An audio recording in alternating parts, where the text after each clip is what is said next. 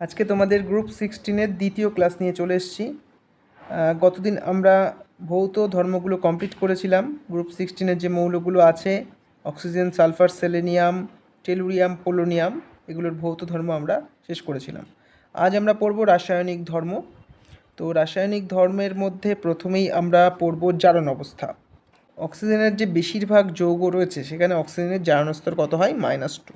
ঠিক আছে, তো কিছু কিছু ক্ষেত্রে কিন্তু ব্যতিক্রম রয়েছে। বেশিরভাগ সময় আমরা -2 দেখতে পাবো। প্রায় 98% যে যৌগ রয়েছে সেখানে অক্সিজেনের জারণ স্তর কত দেখব? -2। যেমন আমরা উদাহরণ দিতে পারি জল। জলে কিন্তু অক্সিজেনের জারণ স্তর -2। ঠিক আছে, এছাড়াও আরও কিছু উদাহরণ তোমরা এখানে দেখতে পাচ্ছ। K2O, এটা হচ্ছে পটাশিয়ামের অক্সাইড। এছাড়াও Na2O, CaO, ঠিক আছে, ইত্যাদি যৌগে কিন্তু অক্সিজেনের জারণ স্তর -2। এরকম বেশিরভাগ যৌগই যখন চেক করবে অক্সিজেন সমন্বিত যৌগ, সেখানেই দেখবে অক্সিজেনের জারণ স্তর -2 রয়েছে। কিন্তু কিছু কিছু ব্যতিক্রমও রয়েছে।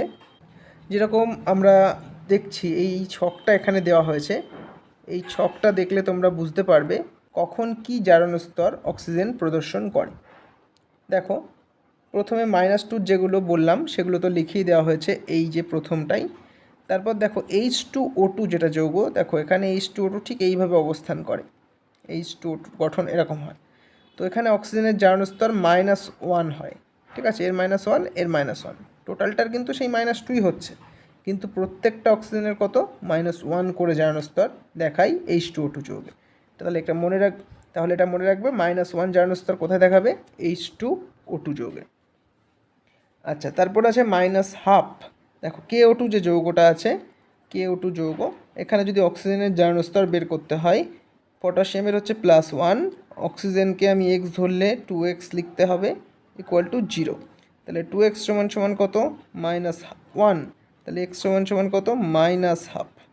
তাহলে KO2 যৌগে অক্সিজেনের জারণ স্তর কত? -1/2। ঠিক আছে, মনে রাখবে। এছাড়াও দেখো O2F2 যে যৌগটা রয়েছে, O2F2 যৌগে কিন্তু +1 জারণ স্তর প্রদর্শন করে অক্সিজেন। উদাহরণটা আমি দেখাচ্ছি, দেখো O2F2, এখানে ফ্লোরিনের -1 করে অক্সিজেনেরটা বের করব। তাহলে 2x - 2 = 0। তাহলে 2x = 2, x +1। তাহলে O2F2-তে অক্সিজেন +1 জারণ স্তর দেখায় কিন্তু। লাস্ট আছে দেখো OF2 যৌগে অক্সিজেনেরটা বের করব আমরা। তাহলে x ধরলাম, ফ্লোরিনের -2 = 0। তাহলে x কত? +2। তাহলে OF2 যৌগে অক্সিজেনের জারণ স্তর কত দেখাচ্ছে? +2। তাহলে প্রত্যেকটার উদাহরণ কিন্তু মনে রাখতে হবে, বিশেষ করে -1, -1/2, +1, +2 এগুলোর। ঠিক আছে, -2টা হয়তো প্রশ্নে আসবে না কখনো, কিন্তু কারণ ওটা সাধারণ জারণ স্তর, কিন্তু বাকিগুলো কিন্তু একটু ব্যতিক্রমী উদাহরণ, এগুলো মনে রাখতে হবে। ঠিক আছে, এবার অক্সিজেন ছাড়া বাকি যারা আছে, যেমন সালফার, তো তার জারণ স্তর আমরা কিভাবে নির্ণয় করব সেটা দেখব। দেখো, সালফারের যে বহিস্থ কক্ষের ইলেকট্রন বিন্যাস আছে সেখানে একটা ফাঁকা ডি কক্ষক আছে। সেই জন্য আমরা ইলেকট্রনের বিন্যাস থেকে সালফারের জারণ স্তর বের করব। সালফার পরিবর্তনশীল বিভিন্ন জারণ স্তর প্রদর্শন করে, সেগুলো কিভাবে করে দেখব। সালফারের ইলেকট্রন বিন্যাস যদি করা হয়, সালফারের ইলেকট্রন আছে 16টা। তাহলে 1s2, 2s2, 2p6, 3s2 আর 3p4, এই হচ্ছে সালফারের ইলেকট্রন বিন্যাস। তাহলে শেষ কক্ষ কোনটুকু? এইটা 3s2, 3p4। এরপরে কিন্তু 3d0 আছে। ঠিক আছে, মানে ডি কক্ষ ফাঁকা আছে, 3 নম্বরের যে ডি কক্ষ সেটা ফাঁকা আছে। তাহলে এগুলোকে অরবিটাল আকারে এঁকে দেখাচ্ছি আমি। 3s2, 3p4-এর জন্য একটু বড় জায়গা রাখলাম, 3dর জন্য একটু আরও বড় করে রাখলাম। দেখো এখানে কটা ঘর আছে? 3টে ঘর থাকবে পির জন্য। ডির জন্য কটা? 5টা। তো ইলেকট্রনগুলো বসিয়ে দিই। 3s2, তাহলে এখানে 2টো বসাবো। 3p4, 1, 2, 3, একটা একটা করে আগে, তারপর এখানে একটা। তাহলে এই অবস্থায় দেখো অযুগ্ম ইলেকট্রন কটা আছে? 2টো। তাহলে সাধারণ অবস্থায় এর যে জারণ স্তর সেটা হচ্ছে 2, ঠিক আছে, সাধারণ অবস্থায়। এবার এটাকে যদি একটু উত্তেজিত করা হয় কোনোভাবে হিট দিয়ে, তাহলে দেখো ইলেকট্রনটা তার নিজের জায়গা পরিবর্তন করবে এবং যে ফাঁকা ডি কক্ষক আছে সেখানে কিন্তু যেতে থাকবে। চলো দেখা যাক, এখানে 5টা ঘর এঁকে নিই, এখানে 2টোই থাকবে, এখানে 4টের জায়গায় কিন্তু এই যে জোড়বদ্ধ ইলেকট্রনটা ছিল, এই যে জোড় ইলেকট্রনটা, সেই ইলেকট্রনের একটা ইলেকট্রন চলে যাবে ডিতে এবং স্পিনও চেঞ্জ হয়ে যাবে। তাহলে এই যে লোয়ার স্পিন ছিল যেটা, সেটা হায়ার স্পিন হয়ে যাবে এবং এখানে অবস্থান করবে। তাহলে অযুগ্ম ইলেকট্রন দেখো কটা বেড়ে গেল, 2টো বেড়ে যাচ্ছে, এদিকে 3টার এই একটা হয়ে যাচ্ছে কত, 4। তাহলে সালফার কিন্তু 4 যোজ্যতা বা জারণ স্তর প্রদর্শন করে। তারপর দেখব আরও দেখো অযুগ্ম ইলেকট্রন তৈরি করার সুযোগ রয়েছে, কারণ এসে এখনও 2টো যুগ্ম ইলেকট্রন রয়েছে, তো সেটাই আমরা বের করে দিতে নিয়ে যাব। দেখো এগুলো আমরা বক্স করে নিচ্ছি অরবিটালের জন্য। এখানে 2টোর জায়গায় একটা হয়ে যাবে, এটা যুগ্ম অযুগ্ম হয়ে যাবে, আর এখানে 1 2 3 আর এই একটা থাকলো, আর এখান থেকেও একটা চলে যাবে কিন্তু এখানে। তাহলে কটা হচ্ছে অযুগ্ম ইলেকট্রন, 3 আর 3 6টা। তাহলে সালফার কী কী যোজ্যতা দেখাচ্ছে, 2 4 6। তাহলে ওই জন্য সালফারের বহিস্থ ইলেকট্রন বিন্যাসের মাধ্যমে আমরা দেখে নিলাম সালফার কয় ধরনের জারণ স্তর প্রদর্শন করে, 3 ধরনের, 2 4 6, ঠিক আছে। চলো এর পরের স্লাইডে চলে যায়, কি আছে দেখব। দেখো এখানে একটা উদাহরণ দেওয়া হয়েছে, সালফার POS ইলেকট্রনগুলিকে ডি অরবিটালে স্থানান্তর ঘটিয়ে +4 +6 জারণ স্তর কিন্তু দেখায়। তাহলে +4-এর একটা উদাহরণ আমরা কি দেব, SF4। এখানে দেখো S 4টে ফ্লুরিনের সঙ্গে যুক্ত আছে, তাহলে এখানে জারণ স্তর কত, +4। আচ্ছা SF6 যদি দেখা হয়, এখানে দেখো 6টা ফ্লুরিনের সঙ্গে যুক্ত আছে, এখানে সালফারের জারণ স্তর কত, +6। তাহলে সালফার কিন্তু 2-র সাথে সাথে 4 আর 6ও দেখায়। এর কারণ জানতে চাইলে কি বলবে, ফাঁকা 3D কক্ষক। এর ফাঁকা 3D কক্ষক থাকার জন্য কিন্তু এরকম 3 ধরনের জারণ স্তর দেখাতে পাচ্ছে, ঠিক আছে। আচ্ছা আরেকটা কথা মনে রাখবে, এদের দেখো এই যে 4 অবস্থায় যে জারণ স্তরটা আছে সেটা যদি বাড়িয়ে দেওয়া হয় তাহলে 6-এ পৌঁছতে পারে, আবার যদি কমিয়ে দেওয়া হয় তাহলে +2-তেও পৌঁছতে পারে। তাহলে এই জারণ স্তর বেড়ে যাওয়াকে কি বলা হয়, জারণ, আর কমে যাওয়াকে কি বলা হয়, বিজারণ। তাহলে যারা +4 জারণ অবস্থায় আছে তারা কিন্তু জারক এবং বিজারক উভয় দ্রব্য হিসাবে কাজ করতে পারে, ঠিক আছে। তাহলে যারা +4-এ আছে তাদের কী বললাম, তারা জারক হিসাবেও কাজ করে, আবার বিজারক হিসাবেও কাজ করতে পারে, ঠিক আছে, মনে রাখবে এটা। চলো পরের স্লাইডে চলে যাচ্ছি।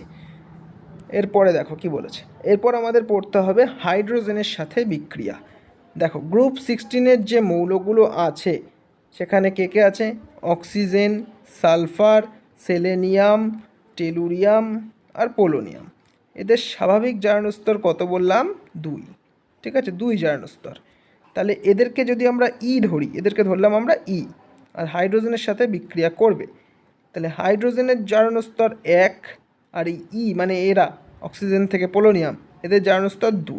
তাহলে যে যৌগটা তৈরি হবে এরকম যোজ্যতার বিপরীতমুখী হয়ে যৌগটা তৈরি করবে, যৌগটার সংকেত হবে H2E1 বা H2E, ঠিক আছে, যৌগটা হবে H2E। এটা একটা কি, এটা একটা হাইড্রাইড,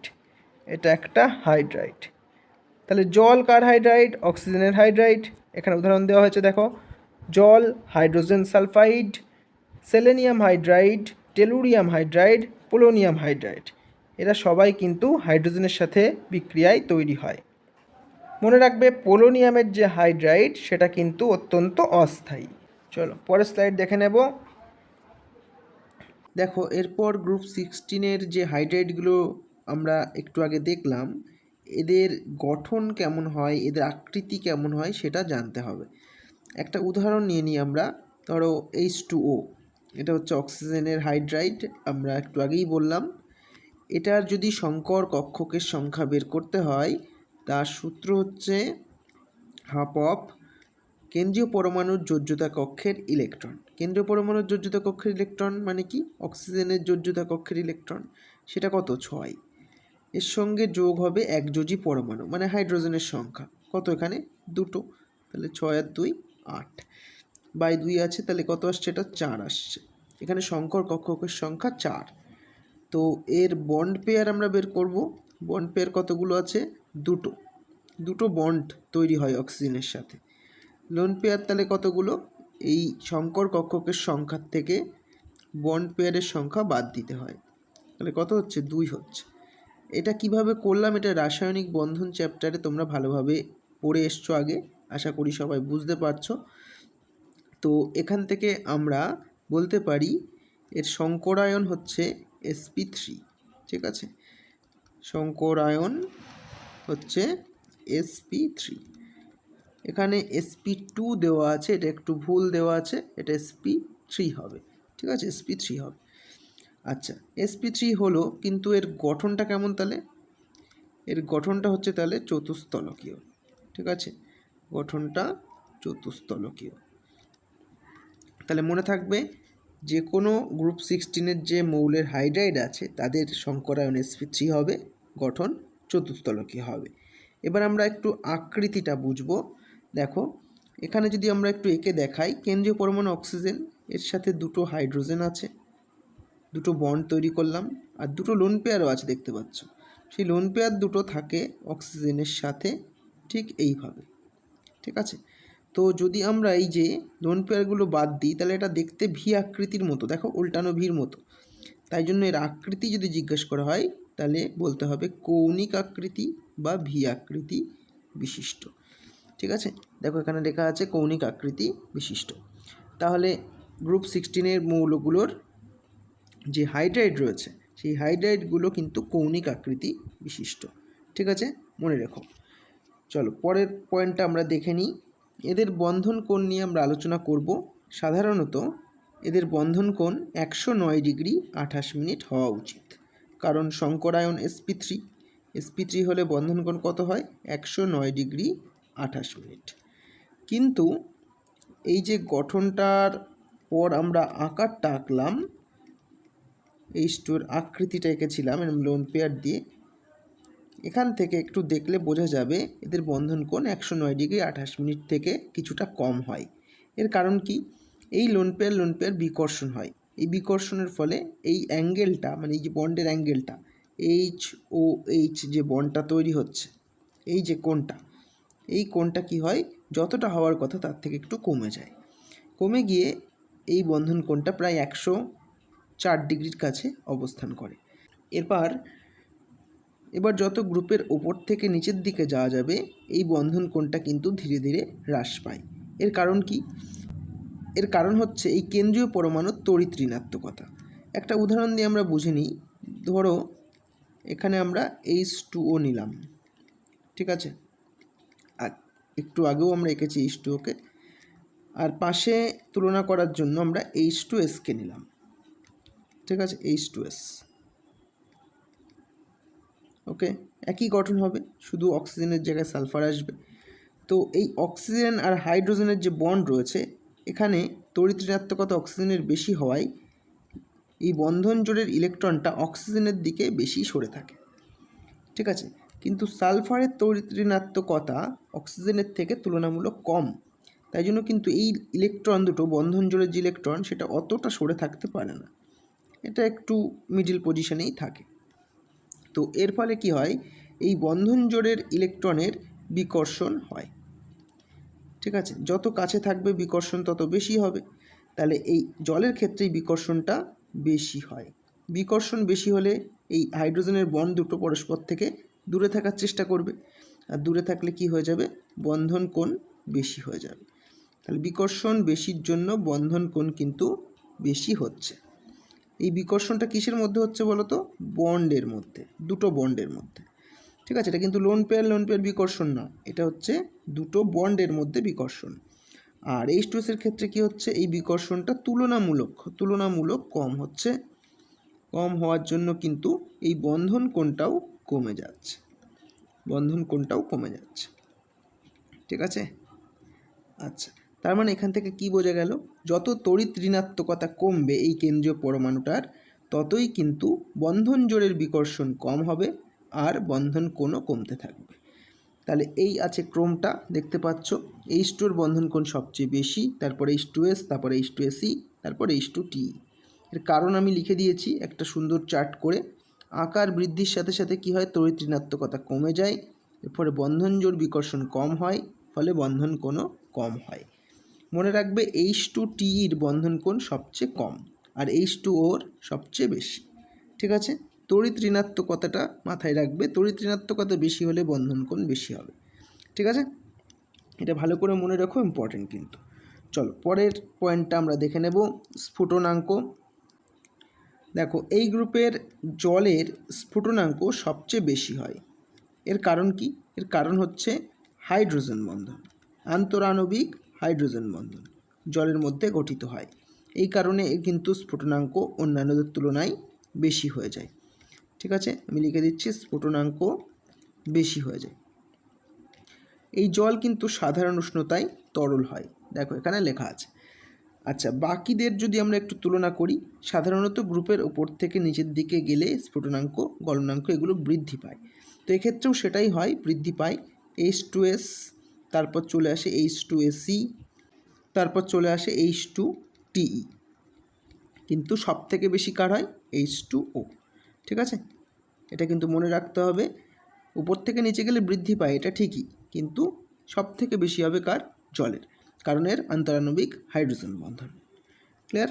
চলো পরের পয়েন্ট দেখে নিই। পরের পয়েন্ট আছে বন্ধন দৈর্ঘ্য। দেখো যত আকার বৃদ্ধি পাবে পরমাণুর, ততই কিন্তু বন্ধন দৈর্ঘ্য বৃদ্ধি পাবে। তাহলে আমরা যদি গ্রুপের ওপর থেকে নিচের দিকে যাই, তাহলে আকার বা ব্যাসার্ধের যে ক্রমটা আমরা বলতে পারি, সেটা কেমন হয়? অক্সিজেন সব থেকে ছোটো, তারপর সালফার, তারপর সেলেনিয়াম, তারপর টেলুরিয়াম, এইভাবেই তো হয় আকার বা ব্যাসার্ধটা। ঠিক আছে, তাহলে সেইভাবেই কিন্তু বন্ধন দৈর্ঘ্যটাও বৃদ্ধি পায়।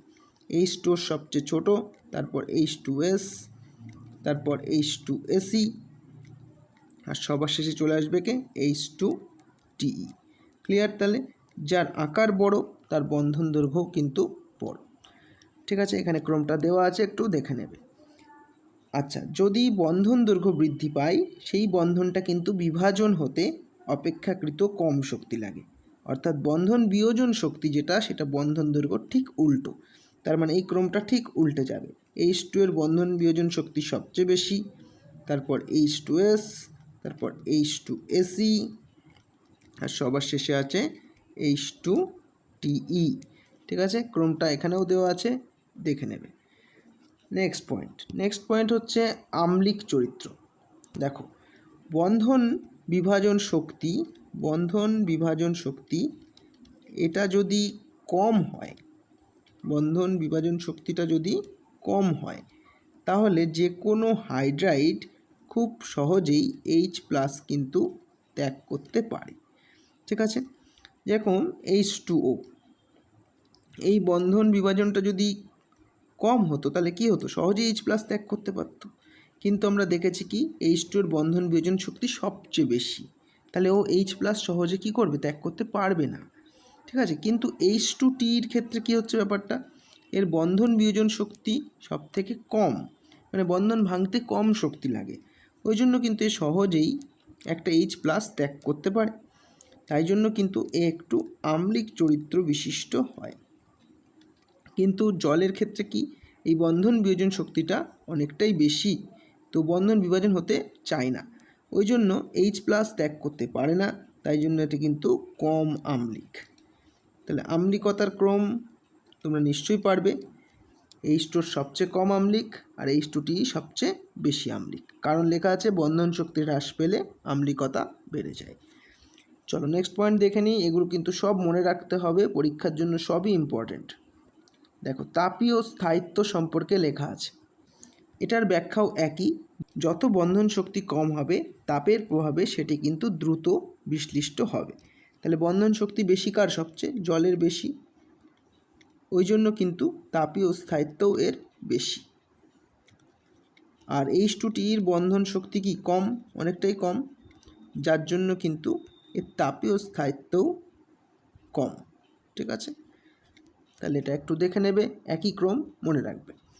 বিজারণ ক্ষমতার ক্রমটা দেখো, বিজারণ ক্ষমতা গ্রুপের ওপর থেকে নিচের দিকে গেলে কিন্তু হাইড্রাইডগুলোর ক্ষেত্রে বৃদ্ধি পায়। H2 বিজারণ ক্ষমতা সবচেয়ে কম আর H2টির সবচেয়ে বেশি, এটাও মনে রাখো, ইম্পর্টেন্ট আছে। চলো পরের পয়েন্ট দেখে নিই। অক্সিজেনের সাথে বিক্রিয়া দেখব এবার আমরা। গ্রুপ 16-এর যে মৌলগুলো আছে সবাই কিন্তু অক্সাইড গঠন করে, কেউ ডাইঅক্সাইড গঠন করে, কেউ ট্রাইঅক্সাইড গঠন করে। যেরকম সালফার যদি দেখি, সালফার কিন্তু SO বানায়, SO2 বানায়, SO3ও বানায়, ঠিক আছে। মনোক্সাইড বানাচ্ছে, ডাইঅক্সাইড বানাচ্ছে, ট্রাইঅক্সাইড বানাচ্ছে। এছাড়াও কিন্তু সালফার হেপ্টক্সাইডও বানায়, H2O7, ঠিক আছে। সালফার কিন্তু সমস্ত ধরনের অক্সাইডই তৈরি করে। আমাদের বিশেষ করে কিন্তু SO2 আর SO3টা ভালো করে পড়তে হবে, কারণ এই রিলেটেড প্রশ্নই সবচেয়ে বেশি আসে। তো চলো আমরা SO2 আর SO3 সম্পর্কে পড়ব। দেখো SO2 সম্পর্কে কি বলা হয়েছে। SO2-র যে কেন্দ্রীয় পরমাণু রয়েছে, কেন্দ্রীয় পরমাণু হচ্ছে S, এটা sp2 সংকরায়িত। কেন sp2 আমরা চলো দেখে নেব। আমরা যদি এর সংকর কক্ষকটা বের করি, H = হাফ অফ, সালফারের শেষ কক্ষে 6টা ইলেকট্রন আছে, আর কোনো একযোজি পরমাণু এখানে উপস্থিত নেই। অক্সিজেন কিন্তু একযোজি নয়, ওই জন্য এখানে 0 লিখলাম। তাহলে H কত আসছে? 3। এর বন্ড পেয়ারের সংখ্যা কত? সালফার বাদ দিয়ে দেখো দুটো অক্সিজেন আছে, তো বন্ড পেয়ার হচ্ছে 2। তাহলে লোন পেয়ার কত? লোন পেয়ার হচ্ছে 3 - 2 মানে হচ্ছে 1।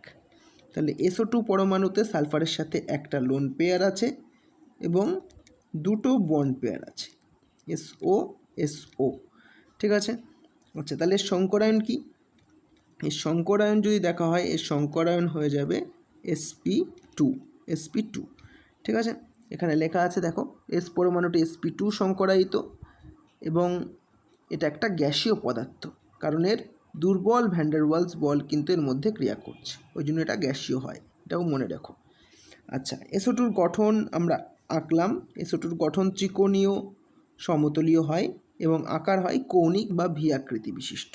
দেখতে পাচ্ছ SO2 কৌণিক আকৃতি হয়েছে, আকারটা আমরা কিন্তু এঁকে ফেলেছি। কিন্তু এছাড়াও এখানে একটা ডবল বন্ড তৈরি হয় S আর ওর মধ্যে। কেন ডবল বন্ড হচ্ছে? কেন? এগুলো হচ্ছে পাই বন্ধন, ঠিক আছে, এগুলো হচ্ছে পাই বন্ধন। তো এগুলো হচ্ছে সালফারের সাথে অক্সিজেনের পাই বন্ধন। আমরা গত ক্লাসে পড়েছিলাম অক্সিজেন যখন পাই বন্ধন বানায় তখন পি পাই বন্ধন বানাতে পারে। তো এটা কিভাবে এই পাই বন্ধনটা তৈরি হচ্ছে আমরা দেখব। দেখো, সালফারের যদি ইলেকট্রন বিন্যাস করা হয় তাহলে দেখতে পাবে 3s2 আর 3p4 আছে, ঠিক আছে। তাহলে এখানে দুটো ইলেকট্রন থাকে আর এখানে 4টে ইলেকট্রন থাকে,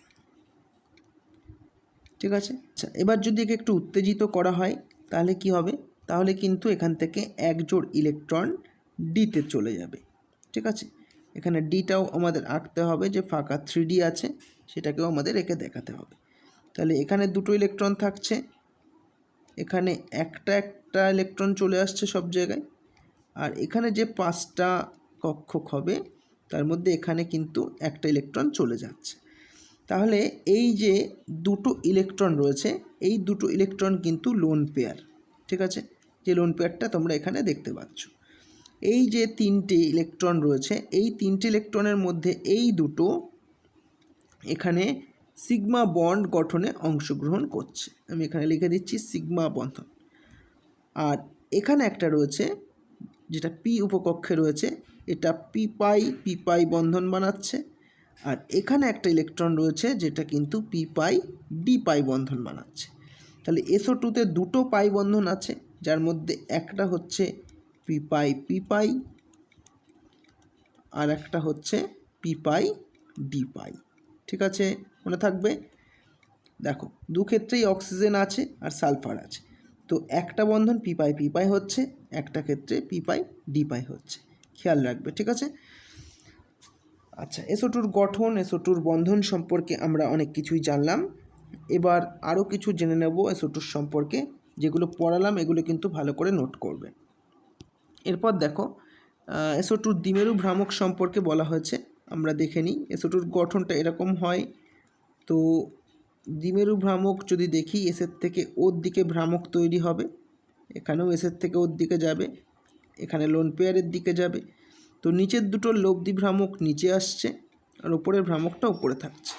কিন্তু এদের দুটোর মান সমান নয়, এরা পরস্পরকে কিন্তু প্রশমিত করতে পারে না, প্রশমিত হয় না এরা, ঠিক আছে, পুরোপুরি প্রশমিত হয় না। যার ফলে কি হয়, এর মিউ মানে দ্বিমেরু ভ্রামক নট ইকুয়াল টু 0 হয়ে যায়। নট ইকুয়াল টু 0 অর্থাৎ হচ্ছে এরা ধ্রুবীয় অণু, এরা হচ্ছে ধ্রুবীয় অণু। তাহলে SO2 একটা কেমন ধরনের অণু?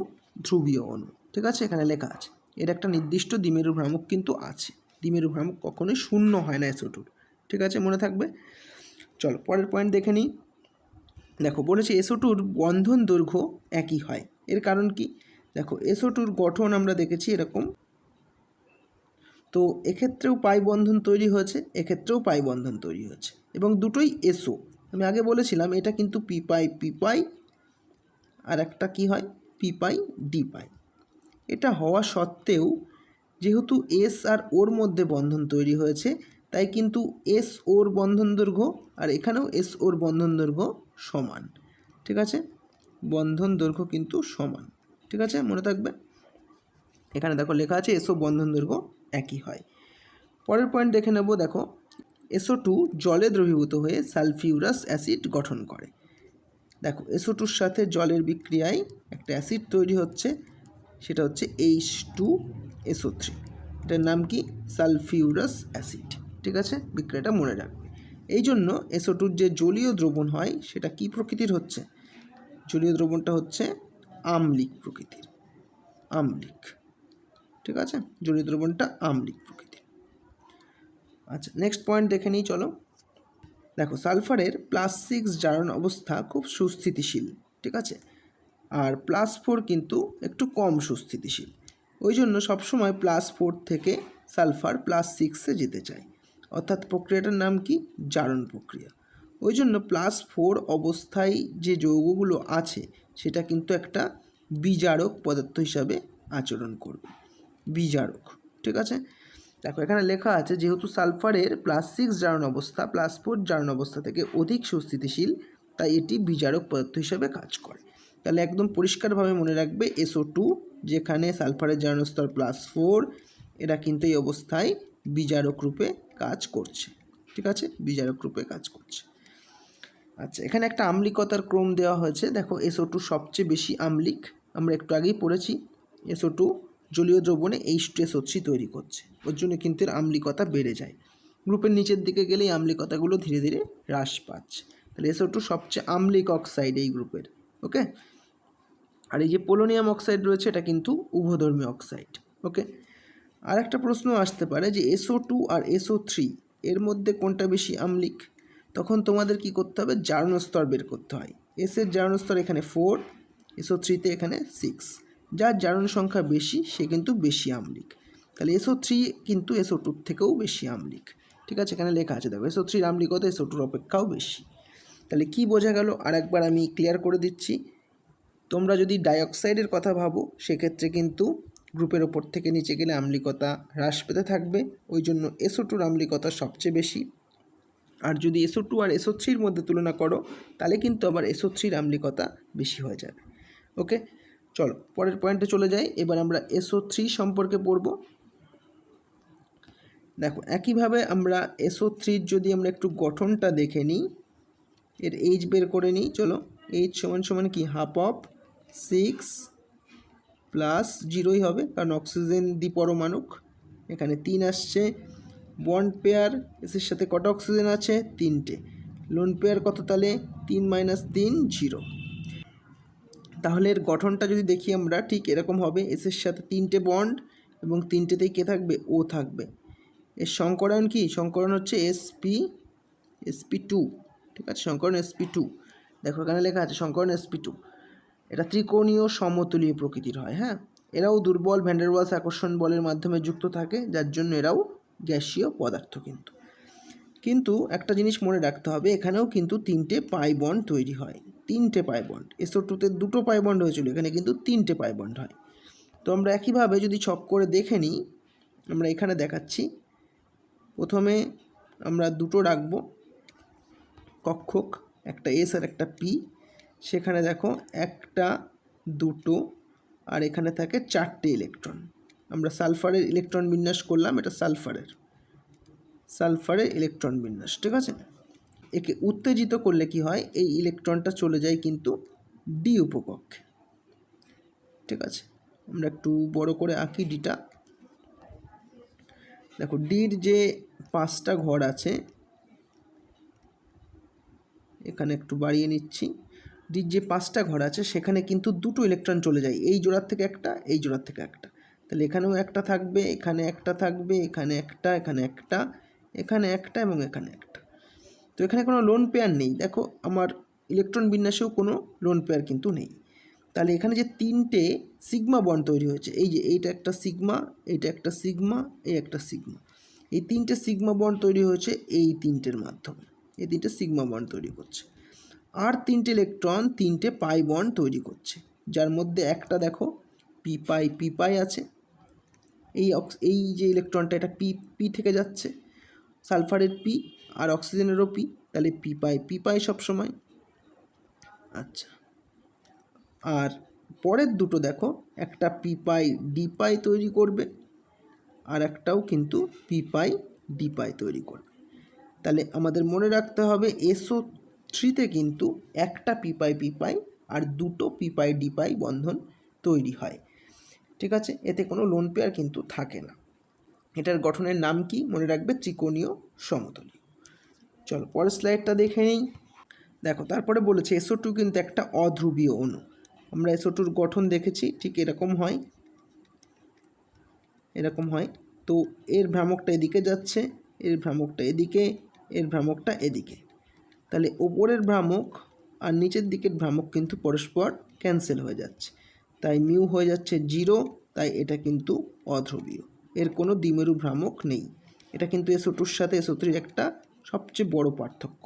SO2 কিন্তু ধ্রুবীয় ছিল আর SO3 অধ্রুবীয়, ঠিক আছে। এক্ষেত্রেও কিন্তু 3টেই পাই বন্ধন, তাই জন্য এরও কিন্তু বন্ধন দৈর্ঘ্য একই হয়, ঠিক SO2-র মতো, ঠিক আছে। 3টে বন্ধন দৈর্ঘ্যই এক হবে।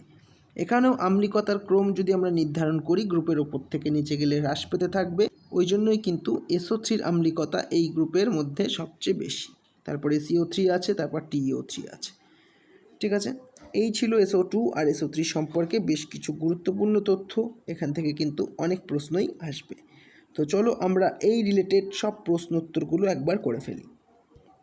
তোমরা প্রথম প্রশ্ন স্ক্রিনে দেখতে পাচ্ছ, নিচের কোনটির আম্লিক ধর্ম সবচেয়ে বেশি, এটা আম্লিক ধর্ম হবে, ঠিক আছে। তো দেখো আমরা একটু আগেই পড়েছি H2O-র আম্লিক ধর্ম সবচেয়ে কম আর H2T-র আম্লিক ধর্ম সবচেয়ে বেশি। কি পড়েছিলাম, বন্ধন শক্তি যার কম তার আম্লিক ধর্ম সবসময় বেশি হবে, বন্ধন শক্তি কম হলে আম্লিক ধর্ম বেশি হয়, আম্লিক ধর্ম বেশি হয়। তাহলে বন্ধন শক্তি কম কার, H2T, ওই জন্য আম্লিক ধর্ম কিন্তু ডি অপশানের বেশি হবে, H2T। চলো নেক্সট কোশ্চেন নম্বর 2 দেখব। H2O, H2S, H2SE, H2T এর বন্ধন কোণের ক্রম লিখতে হবে। আমরা একটু আগেই পড়েছি তড়িৎ ঋণাত্মকতা যত বৃদ্ধি পাবে কেন্দ্রীয় পরমাণুর, তত কিন্তু বন্ধন কোণ বেশি হবে। তাহলে অক্সিজেনের তড়িৎ ঋণাত্মকতা সবচেয়ে বেশি, তাই জন্য কিন্তু H2O-র বন্ধন কোণ সবচেয়ে বেশি হবে। তাহলে অপশানে খোঁজো কোথায় H2O-র বন্ধন কোণ বেশি আছে।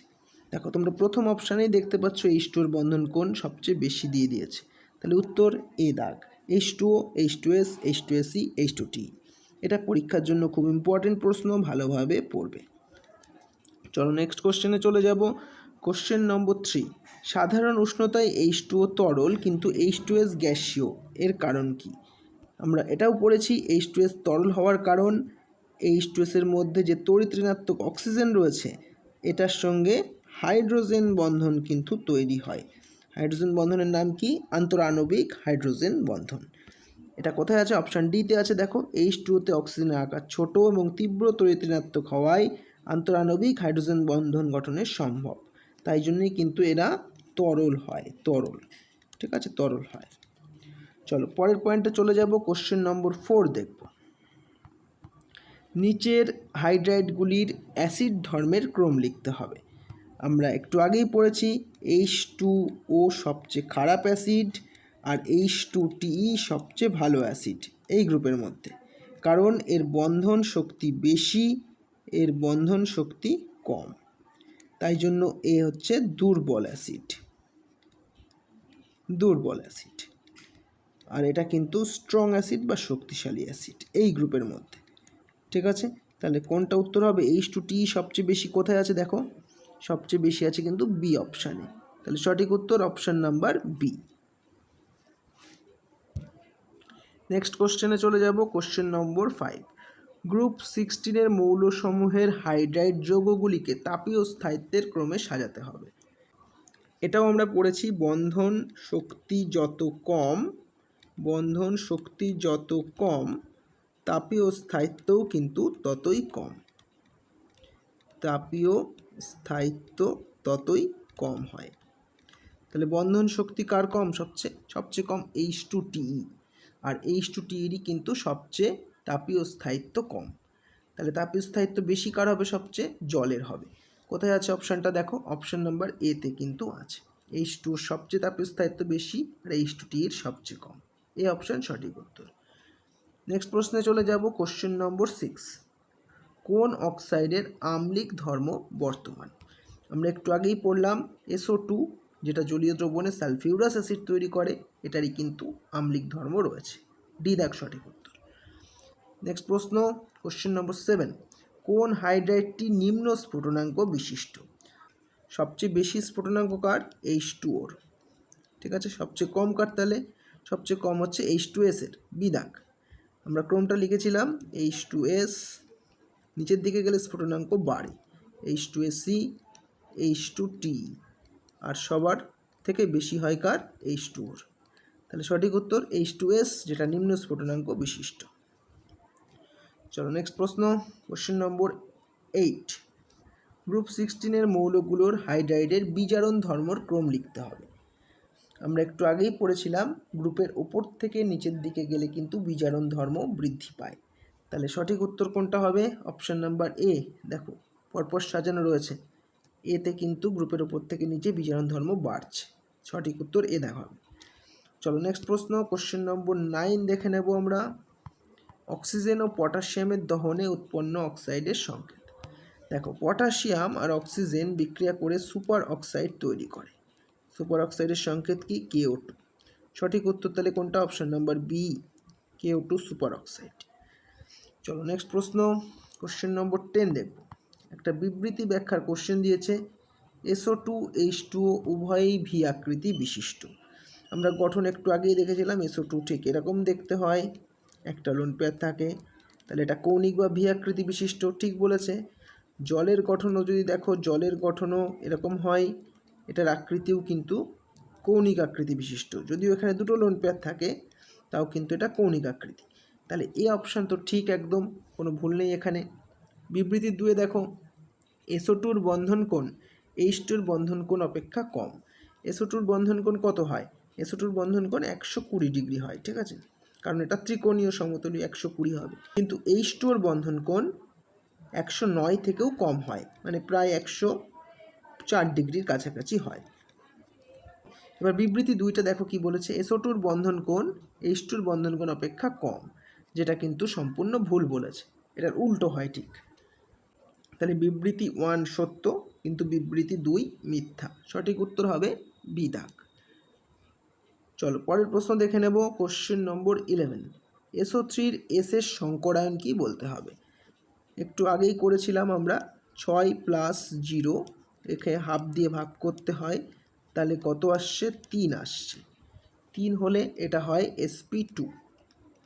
ঠিক আছে, sp2। তাহলে সঠিক উত্তর অপশান এ দাগ। চলো নেক্সট কোশ্চেন নম্বর 12। প্রদত্ত কোন যৌগটির কোণ 90 ডিগ্রির কাছাকাছি? দেখো আমরা পড়েছি CH4 হচ্ছে চতুস্তলকীয়, এটার হয় 109 ডিগ্রি। ঠিক আছে, তারপর H2O আছে, H2ওটাও আমরা দেখলাম 104 ডিগ্রির কাছাকাছি হয়, কারণ লোন পেয়ার বিকর্ষণ। ঠিক আছে, NH3 এর অ্যাঙ্গেলটা হয় 107 ডিগ্রি। ঠিক আছে, এর একটা লোন পেয়ার থাকে, বিকর্ষণ হয় কিন্তু অপেক্ষাকৃত কম। কিন্তু H2S এর বন্ধন কোণটা কিন্তু অনেকটাই কমে যায় এবং প্রায় 92 ডিগ্রি হয়। তো কোশ্চেনে বলেছে 90 ডিগ্রির কাছাকাছি কোনটা, উত্তর হবে বি দাগ H2S। ওকে, কিন্তু এর বন্ধন কোণ কিন্তু H2O থেকেও কম। ওকে, তাহলে এগুলোই হচ্ছে আজকের গুরুত্বপূর্ণ প্রশ্ন, এগুলো ভালো করে প্র্যাকটিস করবে। আমরা পরের ক্লাসে আবার এরপর থেকে আলোচনা করব। তো চলো আজকের ক্লাস এখানেই শেষ করলাম। সবাই ভালো থেকো, সুস্থ থেকো। Thank you, by.